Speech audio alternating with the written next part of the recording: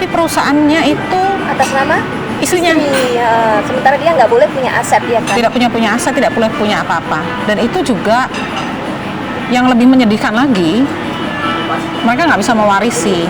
Hukum itu berlaku untuk mereka yang punya uang gitu, diasumsikan, dan itu tidak pro perempuan Indonesia. 91 saya mengalami itu tanpa ada informasi, bahkan saya itu sempat diperes loh sama imigrasi waktu itu. Itu kalau saya mau ke imigrasi itu sakit perut saya. Sakit perut. Jadi kalau ada kenapa? Pungli. Di pungli, ha. Nah, aku sampai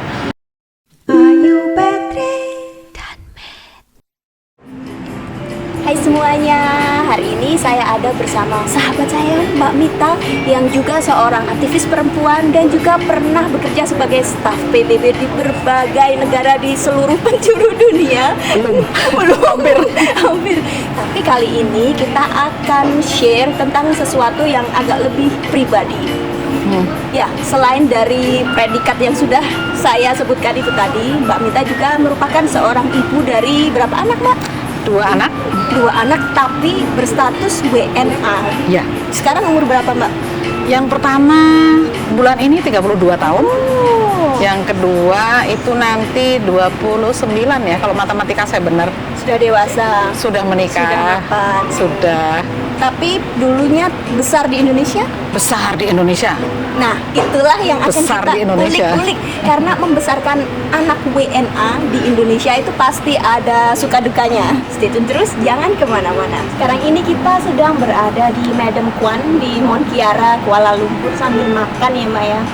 Kita tadi pesen rujak dan pangsit goreng. Kita share berdua. Yummy. Sementara itu kita sambil ngobrol. Oke. Kita mulai, Mbak ya? Boleh? Bisa cerita kenapa dulu anak-anak dibawa tinggal ke Indonesia? Jadi awal mula itu masih awal tahun 91 saya menikah dengan seorang warga negara Kanada. Kami bertemu di kampus. Saya kebetulan dulu jadi guru bahasa Inggris. Kemudian dia seperti Di Kanada? Di Indonesia. Oh, ketemunya di Indonesia. Di Indonesia, di Jogja.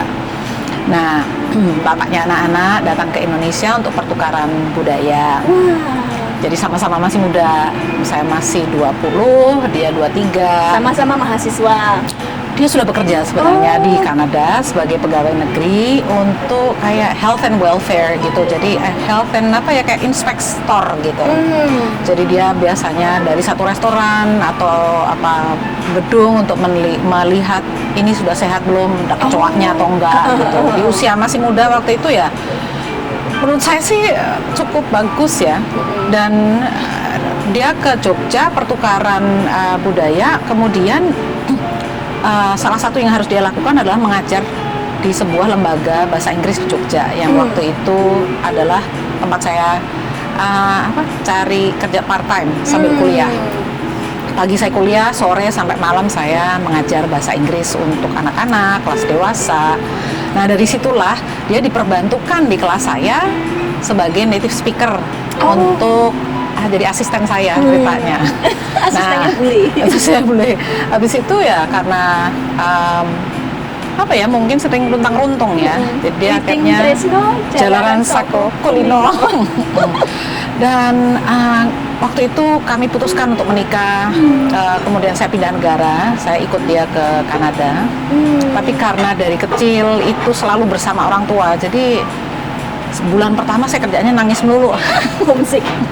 Homesick kok kayak merasa terjebak di sebuah negara gitu. Iya. Nah, di bulan-bulan pertama memang saya belum punya anak, dan keinginannya adalah janji bapaknya anak-anak waktu itu adalah kembali meneruskan sekolah saya di Kanada. Tapi di bulan kedua lah kok saya hamil.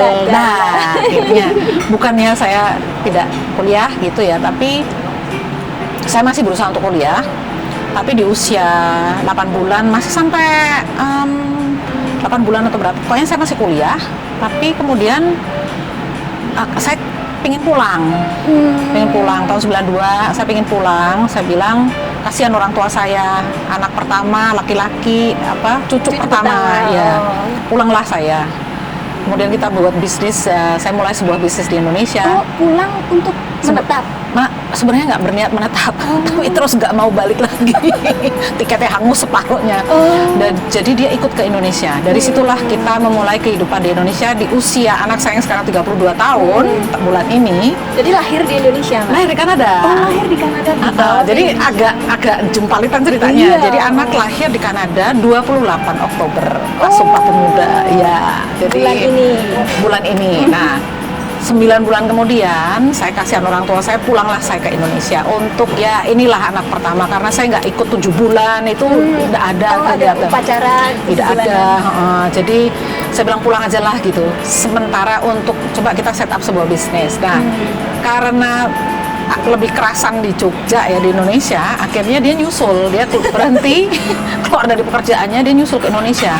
Dari situlah awal ini. Nah, yang kedua, anak itu lahir di Jogja. Sangat jomplang antara fasilitas medis yang dapat dukungan dari pemerintah Kanada, terus kembali ke sebuah klinik yang melahirkan anak kedua itu cuma 128.000. Waktu itu masuk hari ini, keluar besok. Itu sudah cita-cita saya.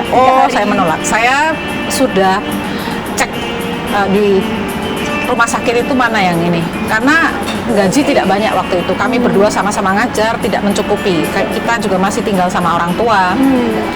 Nah, itulah awal dari sebenarnya kebahagiaan, tapi pahitnya juga banyak banget ya. Jadi bukan niatnya kembali ke Indonesia untuk menetap, tapi akhirnya saya yang ogah balik. Dan suami saya waktu itu, bapak anak-anak juga nggak mau kembali. Lebih enak. Nah, bahasa Indonesia dia juga udah mulai lenyah ya, bahasa Jawanya. Dia tuh kalau orang telepon sama dia tuh orang nggak ngerti, dia tuh orang asing. Dia sangat lancar bahasa Indonesianya. Bahkan kadang-kadang khawatir kalau dia mulai belajar bahasa Jawa, nanti saya sama pembantu nggak bisa rasan-rasan gitu. Harus ada bahasa untuk ini. Nah, kenapa nih kami pulang ke Indonesia? Ya apa ya Mbak ya, istilahnya lebih ada harapan lah di Indonesia. Jadi saya juga nggak jauh dari orang tua gitu. Saya kira itu kenapa kita pulang ke Indonesia. Jadi intinya anak-anak itu meskipun yang pertama lahir di Kanada, yang kedua lahir di Jogja, tapi status mereka tetap WNA, warga negara Kanada. Iya. Karena waktu itu saya juga nggak paham ya hukum kita tuh seperti apa. Waktu itu belum ada dual citizenship. Dual citizenship itu 2006 ya, itu jauh setelah semua ini, setelah saya jungkir balik urusan imigrasi yang bikin sakit perut ya. Jadi waktu itu anak-anak memang harus ikut bapak, ya kan? Maksudnya status kewarganegaraan tetap harus ikut bapak. Karena menikah resmi. Ya gitu deh pokoknya. Setelah 2006 baru boleh dual citizenship itu.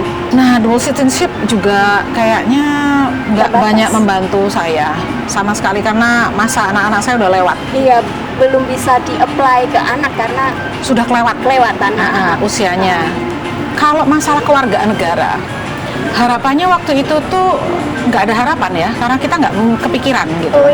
Dijalani aja. Dijalani gitu ya, waktu itu. Tapi rupanya begitu kita harus ada izin ke imigrasi itu yang bikin stres karena mahal. Ya untuk ukuran kita tuh, kita dulu tidak setransparan seperti sekarang. Itu sangat membantu. Sekarang ini kan bayar mau ada paspor itu sudah jelas. Jadi banyak sekali proses legalitas yang menjadi nyaman untuk kita gitu. Untuk orang-orang seperti saya yang kawin campur dengan anak kawin campur. Nah, proses itu jauh lebih mudah. Akhirnya saya urus sendiri, tapi tetap tidak menolong posisi anak-anak saya, karena di undang-undang itu gini, anak itu boleh memilih menjadi WNA, tapi ada catatan di situ bahwa ada kok klausalnya di situ, saya baca dia harus memiliki pekerjaan. Nah itu kan jadi bingung, nih anak masih kecil, selain di atas 18 tahun. Nah tapi umur 18 nih anak, walaupun saya sponsor anak-anak ini sampai dia selesai kuliah di Jogja di usia 20 sekian ya, dia tetap tidak bisa bekerja, tidak diperbolehkan bekerja karena sponsorshipnya itu sponsorship ibu. Masuk Mbak? Tidak boleh bekerja, tidak ada izin kerja. Lah terus, jadi begitu mereka menikah, itu seperti kalau untuk saya, jadi saya merasa ini kutukan ini akan, kebetulan istrinya semua Jawa dari Jogja. Saya sampai merinding kalau mikir. Saya bilang nih saya harus cari cara bagaimana mereka harus bisa survive. Waktu itu ya? Waktu itu. Sekarang karena sudah menikah. Nah, menikah itu harusnya sponsorship ganti dari ibu ke istri. Ke istri, iya bener. Tapi istri tetap tidak memiliki sponsorship untuk visa itu, tidak ada legalitas untuk bekerja.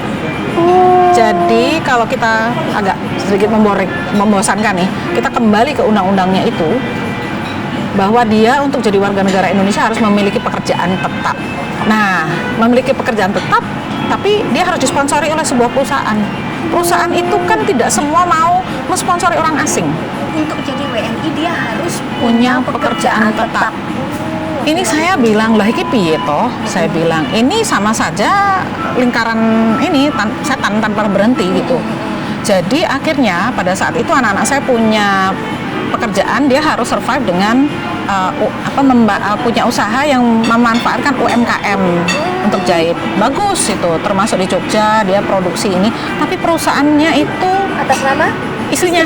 Ya, sementara dia nggak boleh punya aset ya kan? Tidak punya aset, tidak boleh punya apa-apa. Dan itu juga yang lebih menyedihkan lagi, mereka nggak bisa mewarisi. Betul, karena WNA. mereka hanya boleh punya selama 30 tahun itu ya, hak pakai selama Ya. 30 tahun. Nah, itu akhirnya saya jual semua tanah selain saya perlukan untuk kuliah dan kehidupan ini ya sama anak-anak. Saya juga akhirnya apa gunanya saya punya tanah, saya nggak bisa wariskan ke anak saya. Itu tahun berapa Mbak? Itu Udah mulai mikir seperti itu? Itu kepentok. Jadi bukan karena saya tahu, saya kepentok karena saya butuh uang untuk kuliah. Jadi saya jual sebagian tanah. Nah, di situ juga akhirnya sebentar, ini hukumnya hukum tanah, kepemilikan tanah hukum Islam. Hukum Islam dan hukum Indonesia. Kalau nggak salah gitu ya. Itu berarti kan sebenarnya di hukum Islam itu kan dia lebih menguntungkan karena dia sebagai laki-laki itu punya laki-laki. hak lebih tinggi, lebih banyak gitu. Itu oke. Tapi nah ini dia.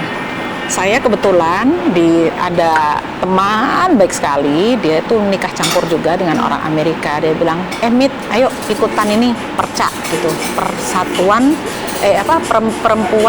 perkawinan campur Indonesia. Saya datanglah ke pertemuan mereka mengupas masalah legalitas hak anak asing. Nah, di situ dibahas dan itu ada di breakdown dengan lawyer. Bagus banget itu. Nah, kita belajar dari situ. Bahwa anak saya tuh nol chance untuk memiliki warisan dalam bentuk apapun. Nah, saya bilang oke, berarti saya kembali ke rumah. Saya bilang, Dek, Mas, I don't think this is gonna work out gitu loh. Kok bojomu itu, istri-istrimu tuh akan mewarisi kutukan ini.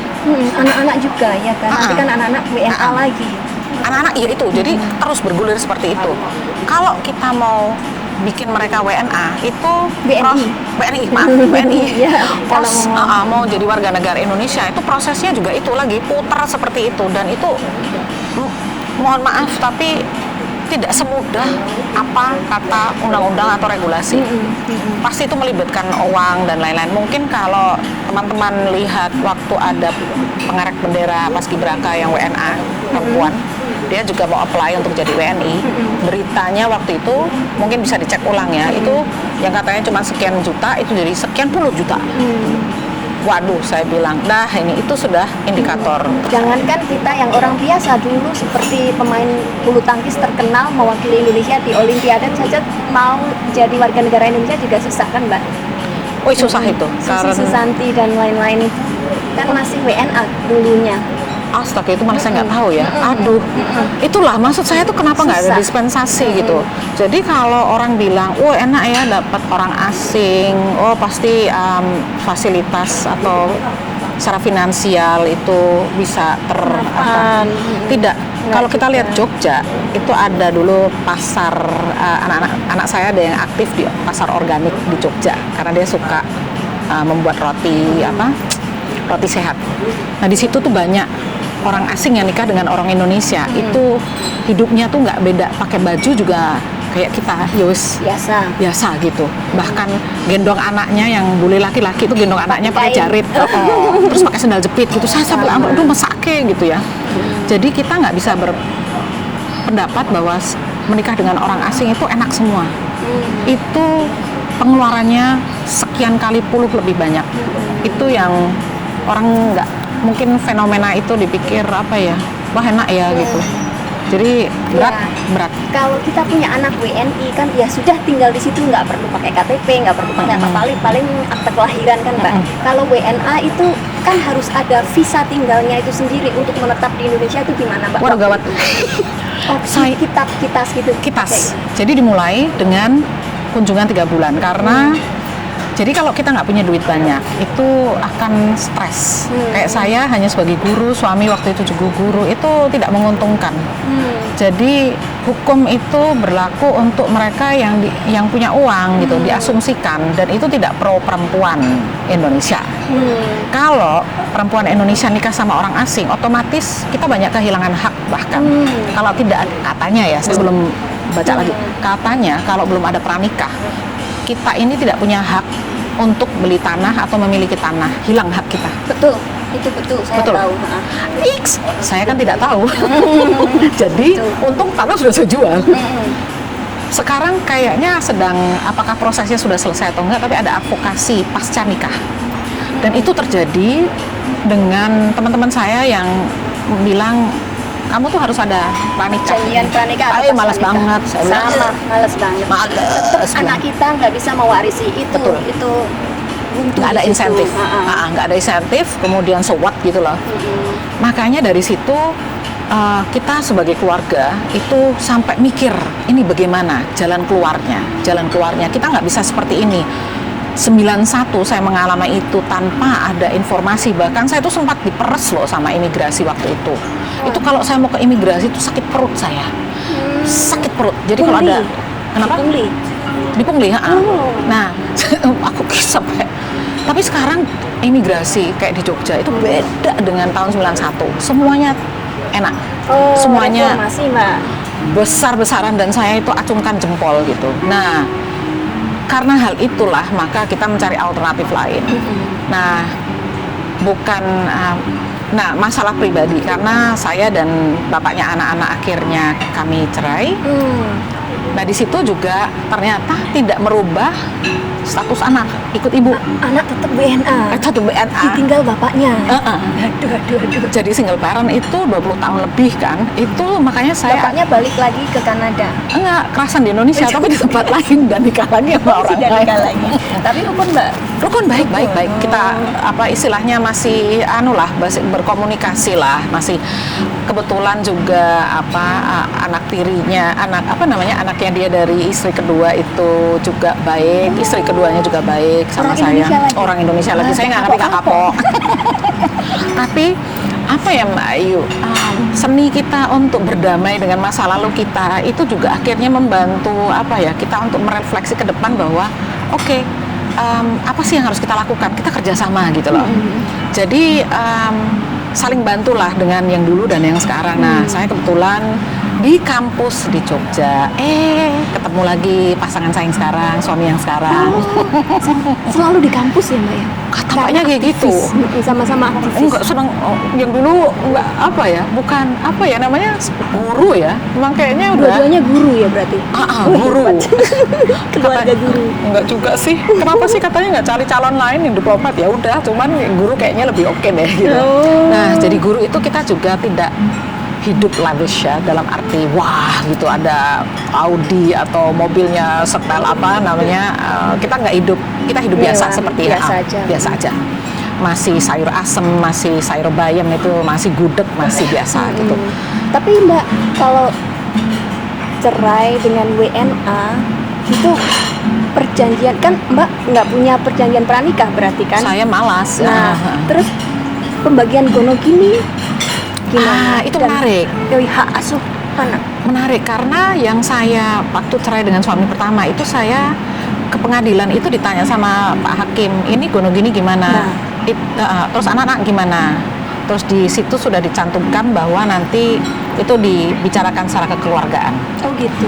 Jadi kekeluargaan lah, walaupun tidak selalu mulus ya, tapi hak asuh anak itu memang kita harus baik-baik lah gitu loh. Nah, itu juga kebetulan saya beruntung tidak harus berebut anak sedemikian rupa sampai saya harus masuk ke meja hijau lagi. Nah, bapaknya rela ikut Pada kita. akhirnya, ya pada akhirnya. Jadi saya dapat hak asuh anak dari si kecil itu umur 8 tahun, kalau nggak salah 8-10 tahun ya. Saya pindahkan ke Jogja. Nah, Jogja ini memang sangat istimewa karena Jogja ini membuat kami itu lebih santun. Nah, terus orang tua di Jogja, kebetulan bapak juga dulu bekas dosen UGM, jadi ya terus semua itu Memang serba. keluarga pendidik, Mbak. Sayangnya bukan diplomat. Kok sayangnya? Bukan diplomat. Diplomatnya Mbak Mita. Iya, bala-bala. Nggak diplomat inilah. Jadi disitulah anak-anak saya tumbuh itu muka mix. Mix ganteng-ganteng. Terluun. Untung ada itu perbaikan keturunan. Tapi bahasa Jawanya juga melipis, santunnya santun orang Jawa, bahasa Indonesia bisa karena kita di rumah juga 3 bahasa ini dan bahasa Inggris. Kebetulan, nah ada lagi pembelajaran yang susah ya, yang saya you learn the hard way. Walaupun kita sudah pelajari bagaimana bisa hidup dengan WNA ini ternyata masih ada ruang-ruang lobang-lobang hukum yang berbarengan dengan jalan hidup saya. Saya dapat orang Australia, guru yang kebetulan kenal di Jogja, menikahlah kami setahun kemudian. Nah, Tahun berapa Mbak itu? 2015. Anak-anak sudah besar. Sudah. Dan juga kenal sama orang tua saya, semuanya baik. Saya kenal dengan keluarganya yang juga santun, semua santun pokoknya. Menyenangkan. Bapak saya sampai bilang, ini keluarga suamimu tuh kok guyup, dia pakai kata guyup gitu. Bapak saya sempat ke sana untuk hadiri pernikahan saya, anak saya yang pertama, ya kedua anak saya masih KKN, jadi nggak bisa tinggalkan. Tapi intinya itu ternyata bukan akhir dari permasalahan, itu masih permulaan baru lagi. Permulaan baru karena kita akhirnya kan anak tumbuh, kemudian punya pacar, kemudian mau berniat menikah. Dan pacarnya orang Indonesia. Orang Jawa, orang Jogja gitu. Saya bilang, aduh mak, ini siklus kedua nih. Jadi saya mikir piye dek mas. So kita diskusi sebagai keluarga gitu. Oh ternyata calon menantu saya waktu itu bilang, Tan ini ada peluang ke Australia untuk working holiday visa. Working holiday visa itu apa Mbak ya? Nah ini program pemerintah Indonesia dengan Australia. Jadi ada tenaga-tenaga Indonesia yang bekerja di sana itu sebagai di kebun, di pabrik atau apa. Dia hanya bisa 3 tahun. Setelah itu pulang ke Indonesia. Setelah itu harus pulang ke Indonesia karena memang jatahnya sekian. Nah, anak-anak karena warga negara dari negara Commonwealth mencari visa untuk program ini. Kanada. Iya, Kanada. Tik 5 menit dapat, langsung online. Nah, menantu saya harus melewati proses seperti saya dulu. 1 tahun proses itu. Wawancara, pulang balik. IELTS dulu, ini visanya, ini semua pendaftaran, terus mendaftar ini harus dapat SIP-nya tuh hanya 1 tahun saat itu sebelum COVID itu 1.000 SIP untuk pekerjaan seperti itu dari Indonesia ke Kanada ke Australia karena imigrasi itu kan kerjasama di bawah imigrasi Indonesia. Dapat SIP itu harus berebut. Di tahun itu Vita menantu saya itu dapat SIP dari 108.000, hanya 1.000 yang bisa masuk dan dia sudah nongkrong. Itu butuh perencanaannya tuh nggak main-main. Yang lain ditolak? Nggak bisa karena sudah full. Kotanya udah habis. Kalau sudah 1.000 ya sudah selesai. Bukan hanya itu juga harus semua persyaratan harus sudah ada. SKCK ini, surat kelakuan baik apa itu polisi itu loh. Kemudian akte kelahiran, paspor semua itu udah ada, semua harus punya uang sekian, udah semua harus siap. Itu kita rencanakan anak-anak sendiri. Kredit untuk mereka itu mereka setahun ya menunggu. Sorry Mbak, anak-anak ini latar belakang pendidikannya gimana? Yang pertama lulus pendidikan bahasa Inggris sastra, yang kedua itu di UGM Hukum Internasional tapi menolak menyelesaikan setelah KKN karena dia nggak bisa kerja di Indonesia. Iya percuma gitu ya. Jadi tetap dari Indonesia semua kuliahnya. Dari TK. Dari TK di Indonesia dan itu ada perbedaan biaya nggak dengan BNI? Kalau untuk sekolah tidak ada. Tidak ada. Semua berlaku sama, tidak ada. Anak saya yang semua itu masuk negeri, SD negeri, SMP negeri, SMA akhirnya swasta karena kena rayonisasi. Dan rayonisasi itu WNA itu tampaknya kok tidak dimasukkan gitu loh, walaupun dia masuk ke kartu keluarga bapak saya. Kayak zonasi sekarang gitu ya? Ya, Mungkin, tapi ya tetap nggak bisa. Tetap nggak bisa. Jadi Terus? akhirnya saya bilang, ya si kecil itu kan pinter banget gitu. Dia matematikanya kan paling top di ininya dia, di sekolah favorit di Jogja. Tapi juga dua-duanya akhirnya swasta, ya wes lah mau diapain. Masuk UGM bisa, tapi dia masuk ke sekolah internasional. Ya maksudnya program internasional. bahasa Inggris. Karena harapannya bisa praktek. Setelah dia selidiki ternyata tidak bisa. Lah. Karena WNA itu tadi. WNA dia tidak bisa praktek, walaupun hukum yang dipelajari adalah hukum Indonesia dan internasional. Kan ada pilihan nanti, jadi kompleks sekali, makanya saya bilang, waduh dek, jadi dia menolak untuk menyelesaikan S1-nya. Padahal UGM ya Mbak. Pintar. Dia itu valedictorian kan, lulus SMA-nya. Tapi toh akhirnya selidik punya selidik, ternyata memang jodoh saya memberi rezeki anak saya dan menantu saya. Saya bilang, dek, mas, ibu itu nanti akan, mereka panggil saya ibu. Ibu Jowoni. Itu memang persyaratan, saya bilang. Terus panggil bapaknya yang orang Kanada juga bapak. Padahal Bu. Ya, panggil suami Bapak yang Sambong. sekarang, Bapak Sambong itu om. Tapi nggak apa-apa, kan sudah dewasa. Terus panggil bude-budenya, kalau pakai bahasa Inggris ya, misalnya namanya Madeline dipanggil Mage gitu ya, pakai langsung. Tapi kalau mereka bicara ke saya, itu loh bude Mage gitu, bude Pak D Frank atau Pak D Dennis ya, gitu. Tetap dibawa ke Australia. Nggak bisa. Nah, saya tanya sama Fauzan, anak saya yang kecil, sama kakaknya, ini piye mas nasib kita nanti ke depan, istri-istrimu nanti akan bernasib sama kayak aku. Undang-undang kita tuh belum berubah, dia hanya membeli waktu. Oh iya benar Membeli waktu sampai 8 jadi jangan senang-senang dulu gitu loh. Dan kita bertiga itu pelajari, paparkan semua ini. Saya bilang undang-undang nggak akan melindungi istri-istrimu, nggak melindungi aku, apalagi nanti istri-istrimu. Dari tahun 91 sampai sekarang nggak akan berubah, itu hanya membeli waktu. Jadi saya garis bawahi membeli waktu. Nah, oke. Kalian do your research. Terutama yang kecil itu sama istrinya kan juga giat riset. Riset akhirnya ketemulah yang working holiday visa di di Australia. Nah, sampai sana itu belum solusi. Kita pikir, dengan saya menikah dengan orang Australia bisa sponsor mereka.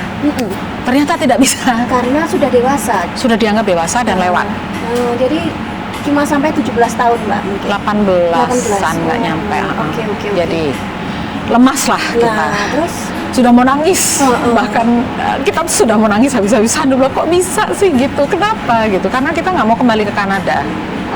Terlalu jauh dari orang tua saya, terlalu jauh, kasihan perjalanan 3 hari 2 malam kayak nggak mungkin kesana. jadi itu udah, so that's out of the question ya. Terus akhirnya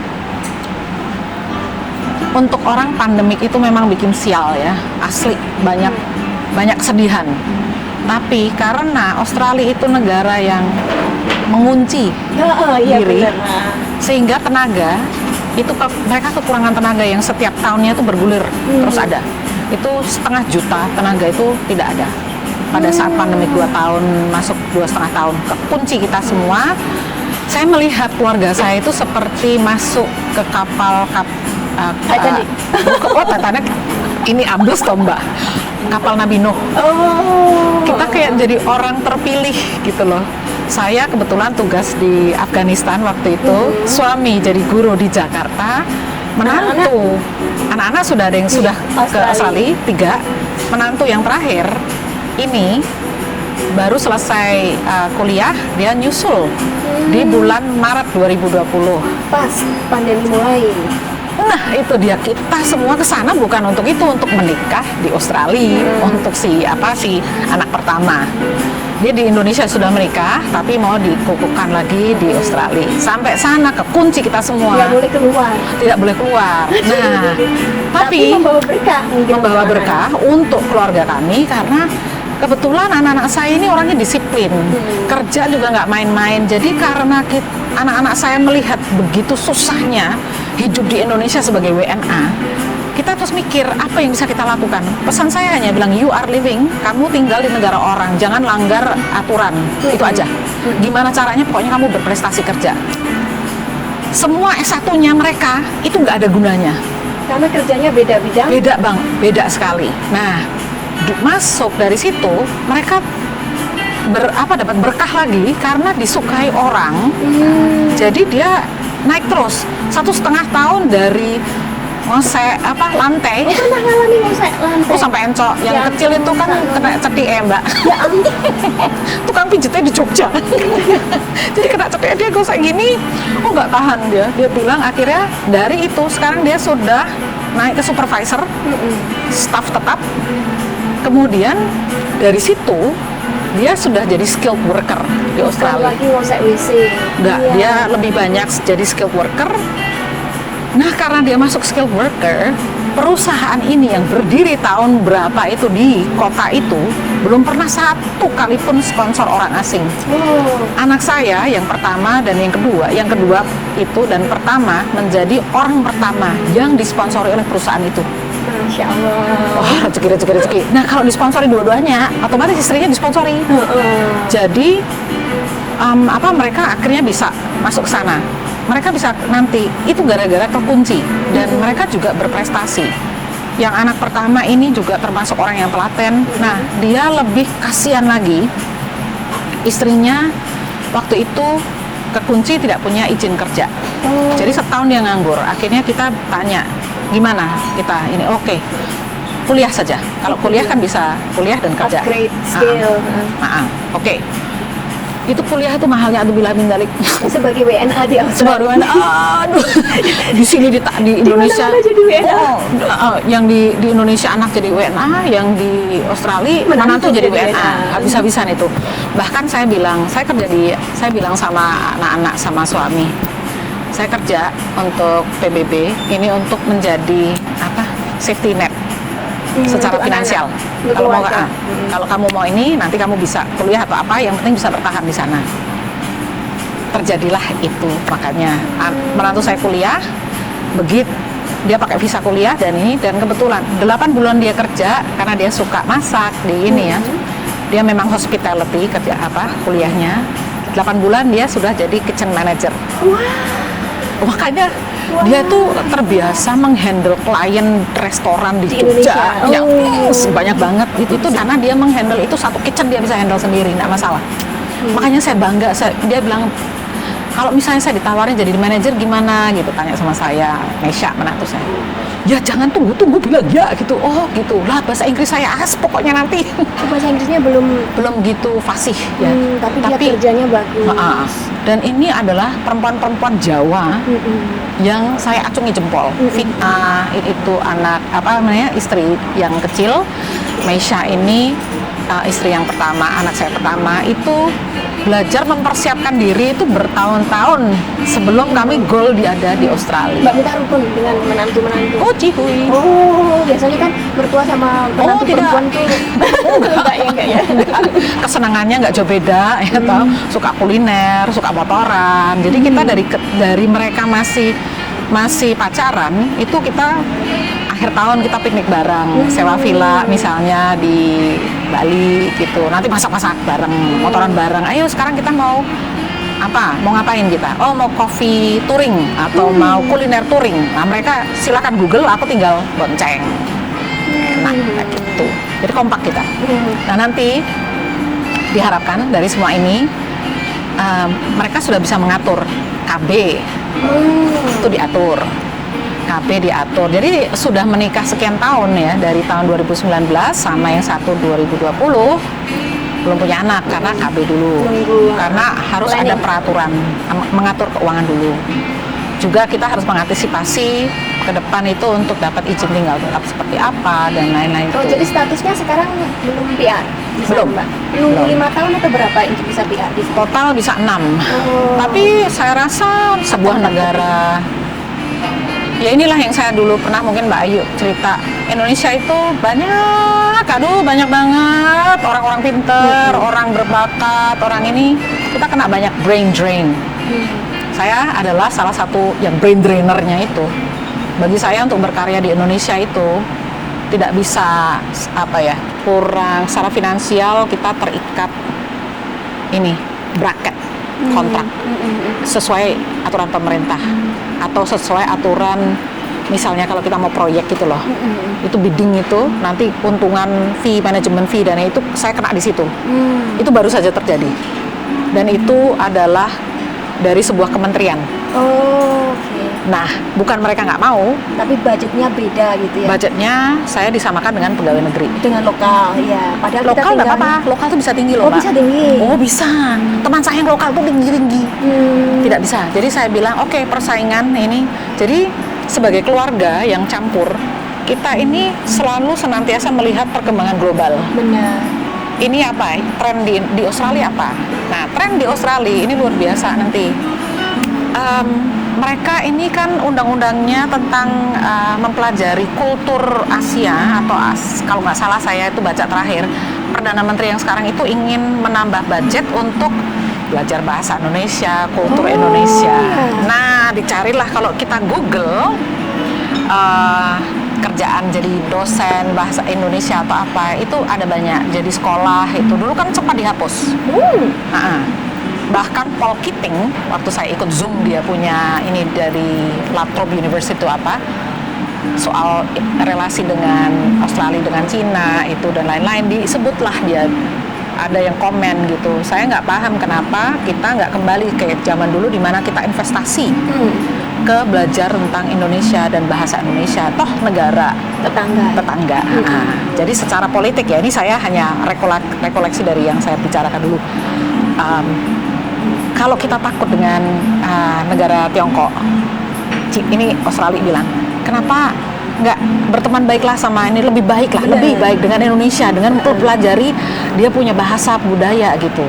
Nah, saya bilang, ini ada komentar dari orang yang nonton Zoom itu, orang Australia. Kenapa kita tidak, come back to before gitu? Saya bilang, cocok ini. Nah, saya lihat tren itu lagi. Saya harus banting setir sekarang, dulu mengajar, terus kerja di internasional, balik lagi nanti ngajar harus lagi. Tapi ngajar bahasa Indonesia di Australia gitu. Atau ngajar bahasa Inggris untuk imigran, karena di Australia imigrannya banyak. Dan itu sebagai guru atau dosen itu nanti juga saya sebagai orang Indonesia loh, tinggal di Australia itu nggak bayar pajak karena waktu saya kerja dengan PBB sudah dapat BPJS. Itu sudah karena sudah PR di sana kan, tapi juga status Mbak Mita di Australia PR.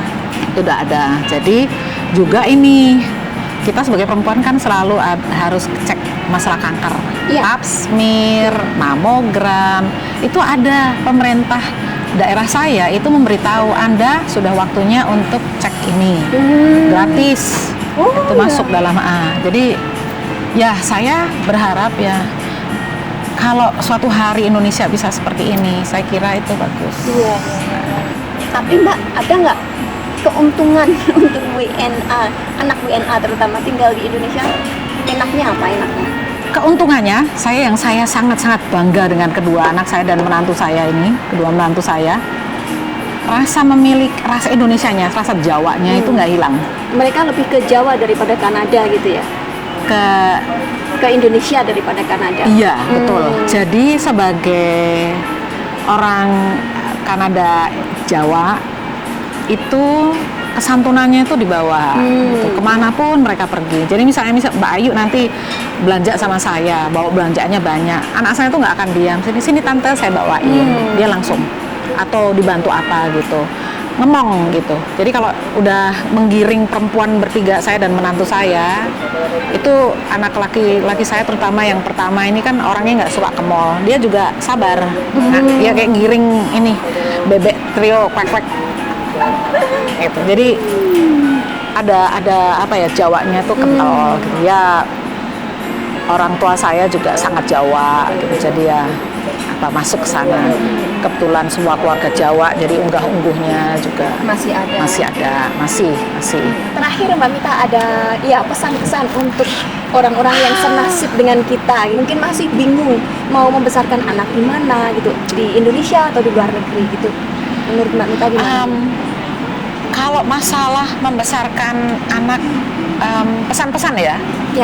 Satu, pandangan bahwa menikah dengan orang asing itu enak dan semuanya serba karpet merah itu salah. Kita harus mengerti hukum-hukum di Indonesia. Boleh saya sarankan untuk lihat Undang-Undang 2006 juga sama, mungkin ikut ini perkawinan campur perca. Indonesia, nanti linknya saya kasih sama Mbak Ayu. Ya teman-teman. Jadi itu perca ini juga advokasi anak-anak asing. Campur.